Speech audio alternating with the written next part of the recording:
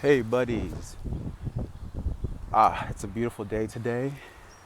Wanted to have a check-in. It's been a hot minute since I've clocked in and ranted and raved and walked, did a little mental health check-in. But this has been on my mind, and I think this is a good opportunity to kind of like put a mirror up to our society, think about the way we really create community, I guess, and support each other, look out for each other. So this conversation is gonna kind of tackle this Celeste, Rivas, and that singer David, and that awful fucking story that has been circulating for some time now. As some of you may know, the singer David has officially been arrested and charged with the murder of that young girl, Celeste. And I've seen so much discourse online, right? People condemning, of course, David. And before he was arrested, there was a lot of conspiracies around his team and their involvement, and how they've been, one by one, kind of collected and charged with different things. Actually, I don't know if they've been charged with different things, but I just know there's a lot of rumors and reports going around, which can definitely convolute this case. And hopefully, justice is still able to mitigate and filter through all the crap and identify exactly what happened. But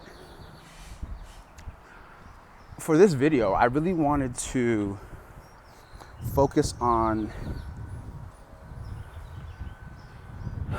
what happened to this poor girl. I want to focus on what caused her to be so misguided that led her right into the lion's den. I don't want to focus on David in this video because, to me, David, he's the equivalent of, a demon. He's the equivalent of a lion, a snake, the equivalent of, the devil himself. And when you think about those things that I just listed, right? We know that lions are going to do what lions do. We know that the devil is going to do what the devil is going to do. We know that the snake is going to do what the snake is going to do. We know this because we are mature, fully developed adults who have been able to process and understand the order of nature. Celeste wasn't that. She was a child, right? And she might have had moments of clarity where she realized who she was actually with and what was happening. But as a child, she was also experiencing a lot of different shifting experiences, emotions, moments. But the reason why I want to focus on Celeste is because this whole just like vigilant, aggressive call to convict and, charge him, it doesn't move me. It doesn't faze me. The reason why is because at the end of the day, there are many, many Davids out in the world. There are so many of his kind. We're seeing that with the Epstein files.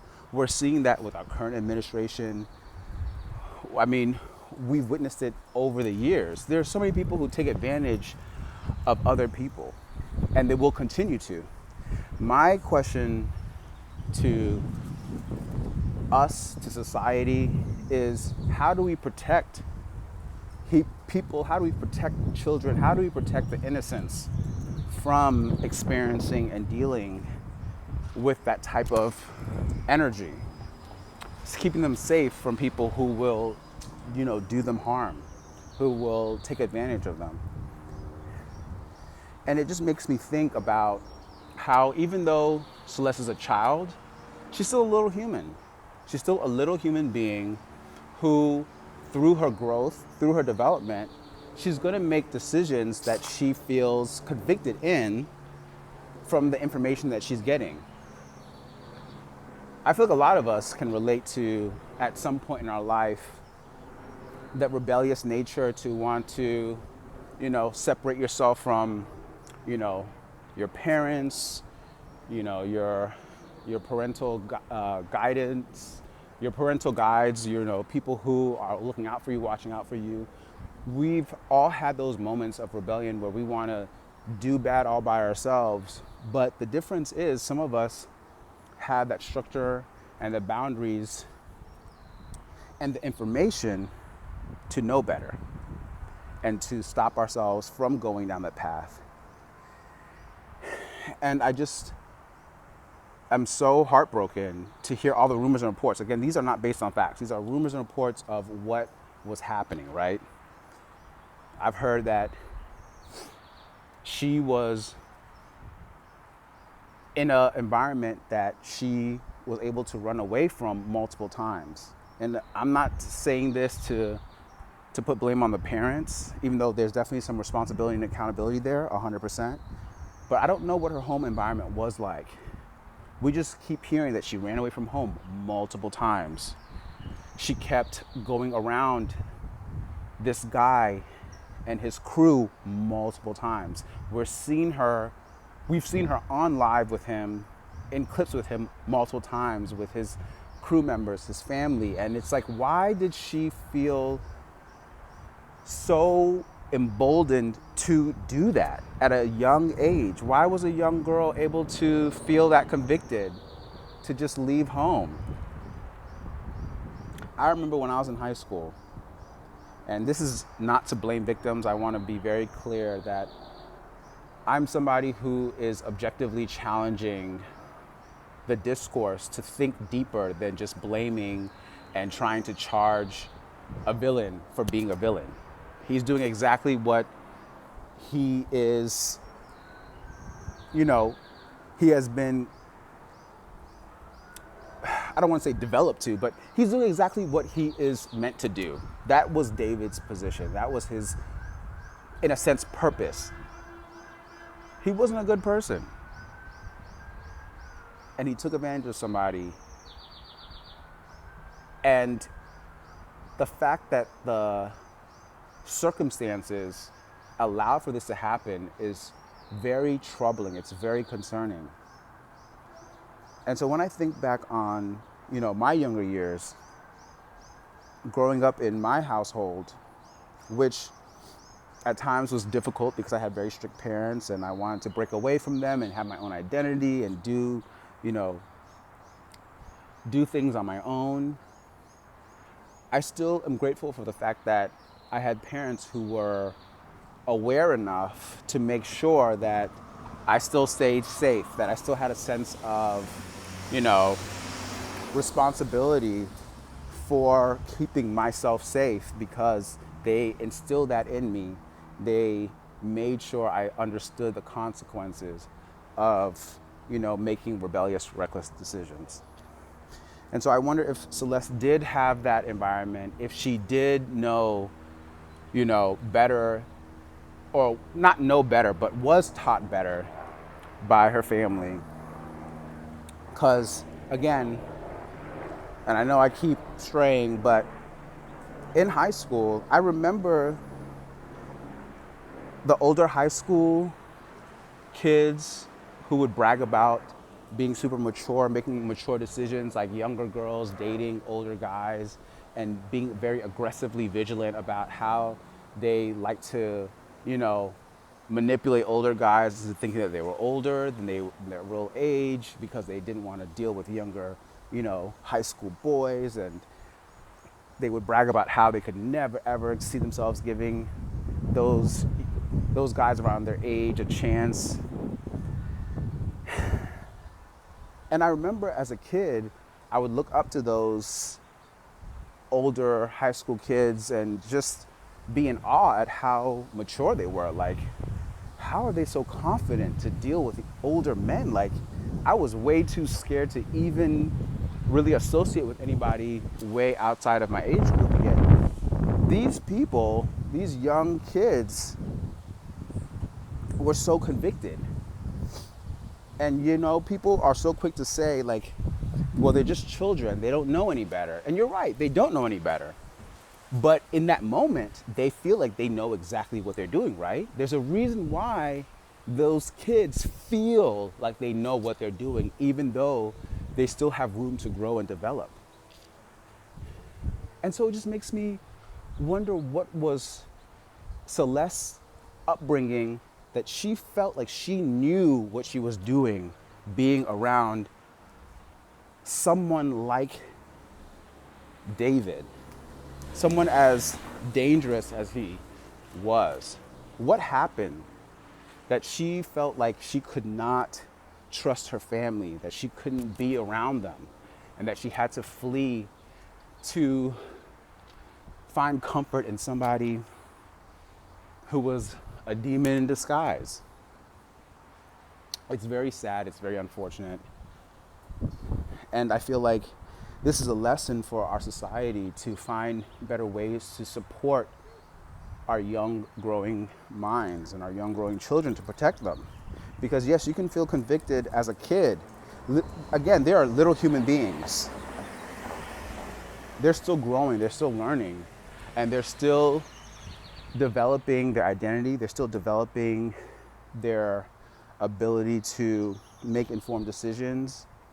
And I feel like a lot of times, especially adults this age, we do respect kids' information download. We respect their ability to learn at a young age, to grow pretty quickly, but they still do need the guidance. They still do need the structure. They still do need to learn that it's okay to feel, rebellious or to want to be independent, but they still need guidance. They still need proper support in order to stay safe, because there are evil people who are not going to have their best interest in heart. This is something that I feel like could have been avoided, could have been handled with proper care. It wasn't like this guy David found her in the safety and comfort of her home, stole her from, under her parents and locked her in the basement. No, rumors are she went to him multiple times. That is such a huge red flag. Why was she comfortable to do that so many times? Why didn't anybody step in? Why wasn't she properly, guided to know better? Why wasn't she given the correct boundaries, the structure? Why wasn't she enforced to not be able to just leave the house at a young age? It's very troubling to me. It just seems like there were so many careless, callous choices that were made that failed this young girl. I've seen the clips online of her with him where they're streaming and she calls him out for, inappropriate behavior with a minor. So it was like there were moments where she was gaining that type of clarity, right? But again, as a child, you're gonna have back and forth moments where you're still trying to understand exactly what's happening. And when you do not have that mature development to process your thoughts, to process your environment, and to make informed decisions, you're going to make childlike choices because you're a child. And those childlike choices are reckless, they're rebellious, and they led to her getting into a tragedy that is just so heartbreaking. And it makes me infuriated that she wasn't in an environment that protected and conditioned her to avoid this. Because again, I don't care about David. I'm sorry, y'all. I don't care about him. I'm not sitting here, screaming from the rooftops to condemn him, because whatever the result is with David, again, there are going to be hundreds more of him. So it's more so about how do we protect the innocents from falling into the trap of these sinister situations and people who mean them harm. And that's what I want to challenge us all to think about. To not focus on the villains, because villains are everywhere. But we got to protect the victims. We got to make sure that there are less victims in this world. That we got to make sure that there are less people who are gone before they've had the time to fully realize and grow and process the choices that they're making. They need protection. They need guidance. They need parental figures who aren't going to give up on them and just let them be rebellious. I know as a kid, especially a first-generation kid, I definitely had those moments when I was a child where I wanted to run away from home, when I wanted to escape my parents, when I wanted to, be on my own, to do my own thing because, they said something or did something that made me feel disrespected and mad as a kid. But the simple difference between me doing something like Celeste did is the fact that even though I had those strong feelings of rebellion, I also was taught the importance of safety, the importance of, relying on trusted adults that have your best interest. And I feel like she didn't have that. And that is very, very heartbreaking and almost unforgivable. That's what I wanted to share. And I hope this is received, and I hope this is received